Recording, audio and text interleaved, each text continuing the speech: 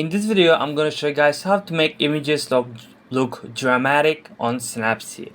Well, let's import an image first. You're gonna click on the plus icon in order to choose an image. So I'm gonna continue with this one.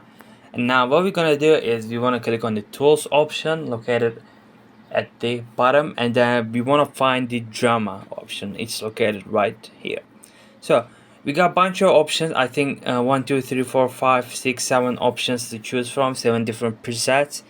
I think let me just go through this. I think this looks better on this particular photo. I think this looks good as well. So in order to change the strength of the filter, you want to click on hold your finger on the screen and move it to the left. Alright, when you move your finger to the right, it increases the filter strength. I cannot pronounce that word, sorry.